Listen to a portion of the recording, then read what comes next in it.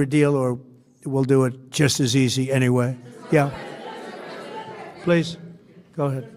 There's footage that shows that an American missile strike and a Tomahawk missile likely destroyed that Iranian girls' school. So will the U.S. accept any responsibility Well, I for haven't that strike? seen it, and I will say that the Tomahawk, which is one of the most powerful weapons around, is used by, is sold and used by other countries, you know that. And whether it's Iran, who also has some Tomahawks, I wish they had more, but whether it's Iran or somebody else, the fact that a Tomahawk is very generic, it's sold to other countries, but that's being investigated right now. Yeah, please.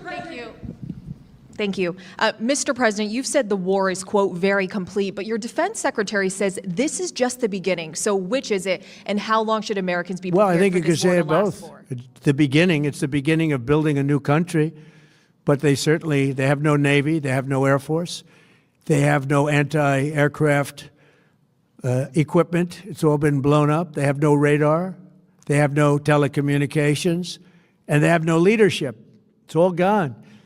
So, you could look at that statement. We could call it a tremendous success right now as we leave here. I could call it, or we could go further, and we're going to go further. But the big risk on that war has been over for 3 days. We wiped them out in the first 2 days.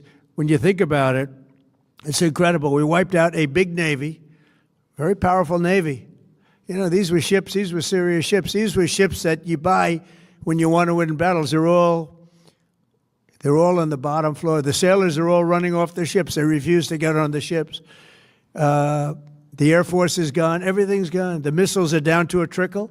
The drones are down to probably 25%, and they'll soon be down to nothing. We'll have where they manufactured the drones are under fire as we speak. They're being hit.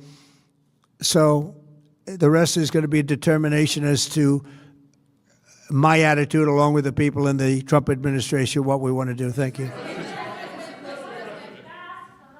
Yeah, please. Can I ask you, you mentioned you were going to waive certain additional oil waivers or sanctions. Can you talk a little bit more about that and address in particular? Well, we're looking to keep the oil prices down. We went artificially up because of this excursion into a very positive thing. I mean, this was an excursion that a lot of people wouldn't have done. I knew oil prices would go up if I did this, and they've gone up probably less than I thought they'd go up. But I don't think anybody thought we were going to be this quickly successful. This was a military success, the likes of which people haven't seen. We have the best military. We have the best equipment. We have, I believe, the best generals. We have the best. And this went very quickly.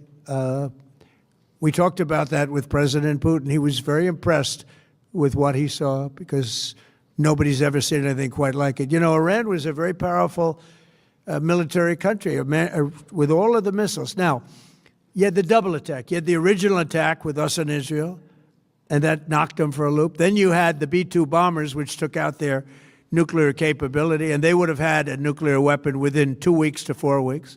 And they would have used it long before this press conference, and we might have had a much different press conference if we had a press conference at all. But it's been amazing. The military success that we've had is truly unprecedented.